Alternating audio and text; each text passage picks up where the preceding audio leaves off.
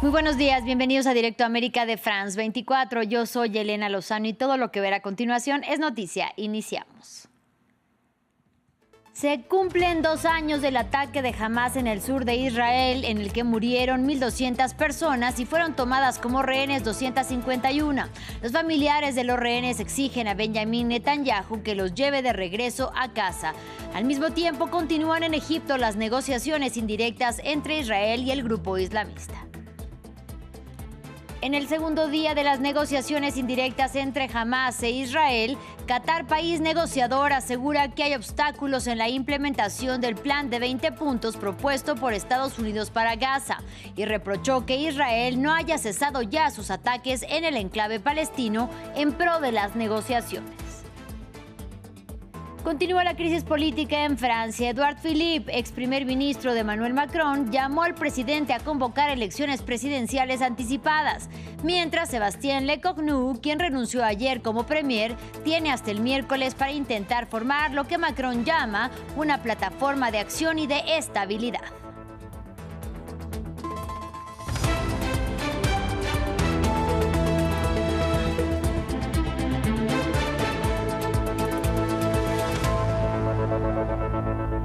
Iniciamos en Israel y es que hoy se cumplen 2 años desde que Hamás perpetró al sur del territorio el ataque en el que murieron 1.200 personas y 251 fueron tomadas como rehenes en Gaza, de las cuales 48 siguen retenidas por Hamás. En diferentes lugares del país, familiares de las víctimas de la masacre del 7 de octubre cometida por el grupo islamista Hamás conmemoraron lo que consideran como el segundo holocausto.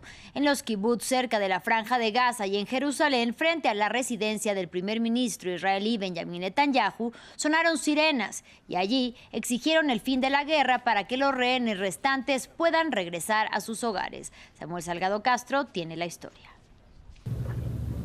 El sol se asoma en medio de los carteles con las fotos de las víctimas del peor ataque en la historia del Estado de Israel.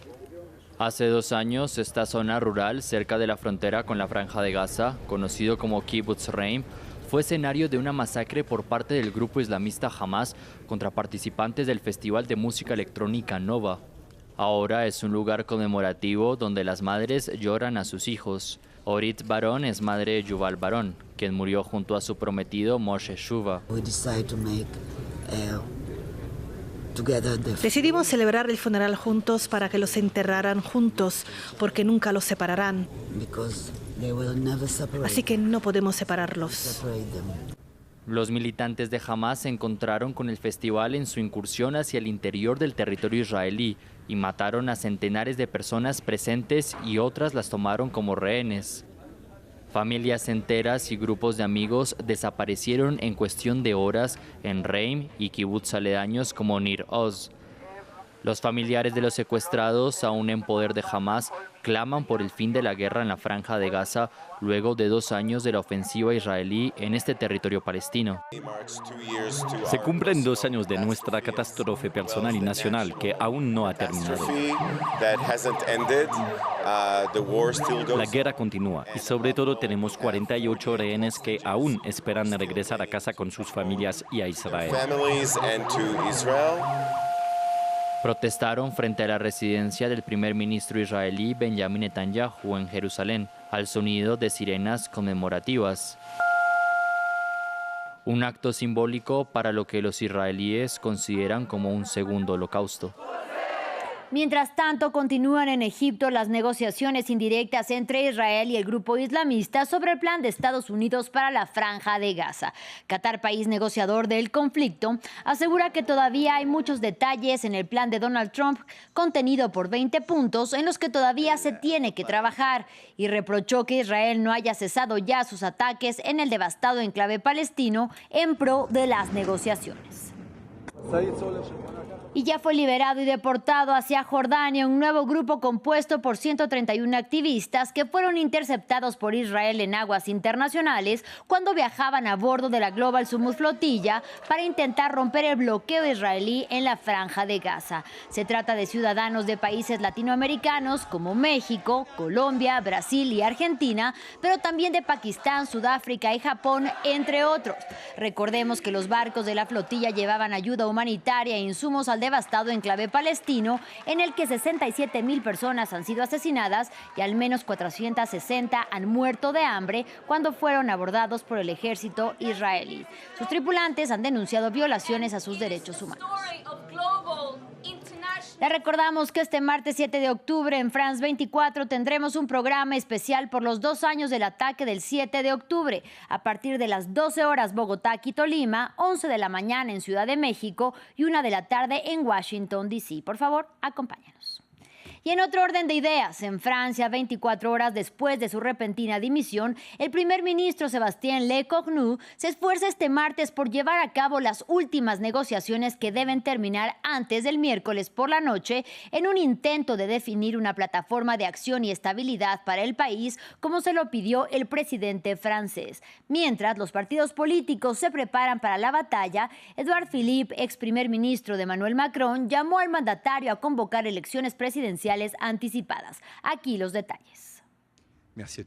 Ya no es primer ministro, pero Sébastien Lecornu continúa con su misión hasta el final, la de la última oportunidad. Acepté la petición del presidente de la República de realizar conversaciones finales con las fuerzas políticas para la estabilidad del país. El miércoles por la noche le diré al jefe de Estado si esto es posible o no, para que pueda sacar las conclusiones necesarias. Este martes por la mañana, Bruno Retailleau, el ministro del Interior en funciones y líder de los republicanos, no descarta la posibilidad de regresar al gobierno bajo la condición de una cohabitación con el macronismo, es decir, que un miembro de los republicanos sea nombrado primer ministro. En la izquierda también la idea de una cohabitación seduce a los ecologistas y al Partido Socialista, cuyo primer secretario ha repetido en numerosas ocasiones su disponibilidad para Matignon. Mientras que el presidente de la República está cada vez más aislado, abandonado por 2 de sus antiguos primeros ministros. Primero, Gabriel Attal, que pagó las consecuencias de la disolución de la Asamblea Nacional en 2024, y Édouard Philippe, que fue el jefe de gobierno durante el primer mandato de Macron. Me parece que él se honraría si, por ejemplo, propusiera un nombre para primer ministro con la función de ejecutar los asuntos corrientes. Elaborar un presupuesto, hacer que se apruebe dicho presupuesto y al final anunciar que va a organizar unas elecciones presidenciales anticipadas. En los dos extremos, el partido de extrema derecha, Agrupación Nacional, reclama contundentemente la disolución de la Asamblea, mientras que la Francia insumisa espera la destitución del presidente. Emmanuel Macron, dispuesto a asumir sus responsabilidades tras estas últimas conversaciones, y tomará una decisión el miércoles por la noche. En otro orden de ideas, en el que supondrá su primer viaje como máximo jerarca de la Iglesia Católica, el Papa León XIV visitará Turquía y Líbano del 27 de noviembre al 2 de diciembre, según informó la oficina de prensa del Vaticano. Se tratará de un viaje que estaba programado por su antecesor, el Papa Francisco, para mayo, pero que no pudo realizar por su muerte. La visita incluirá una peregrinación a Iznik con motivo de los 1700 años del primer concilio de Nicea, que entonces fue convocado por el emperador Constantino I. Desde el Vaticano, nuestra corresponsal Irene Sabio nos amplía. Sí, primer viaje del Papa León XIV al extranjero, lo ha confirmado este martes el Vaticano. León XIV viajará primero a Turquía del 27 al 30 de noviembre. La razón es el aniversario 1700 del concilio de Nicea, este primer concilio ecuménico del cristianismo. Sabemos que también Francisco tenía el deseo de efectuar este viaje, pero finalmente a raíz de su muerte no se pudo realizar.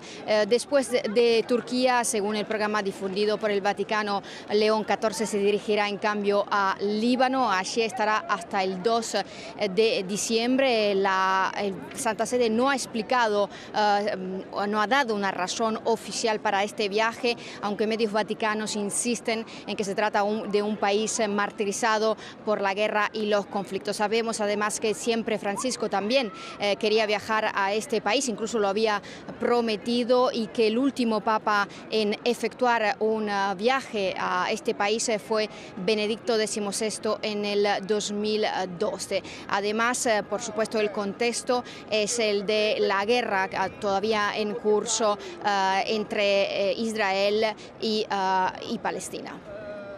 Y en información sobre la región latinoamericana, el presidente de Brasil, Luis Ignacio Lula da Silva, y el mandatario estadounidense Donald Trump intercambiaron sus números celulares personales durante la videollamada que sostuvieron ayer. Así lo informó Lula da Silva, quien calificó la plática como amistosa e informó que el republicano le dijo que todo estará bien en medio de las tensiones desatadas por el proceso contra el expresidente Jair Bolsonaro y que derivaron en la imposición de aranceles a productos brasileños. Escuchemos. Su gente lo eligió y mi gente me eligió a mí. Y con esta responsabilidad con los pueblos de ambos países que debemos entendernos. Quiere lo mejor para el pueblo estadounidense, quiero lo mejor para Brasil. Y estas conversaciones son beneficiosas para todos, no para perder.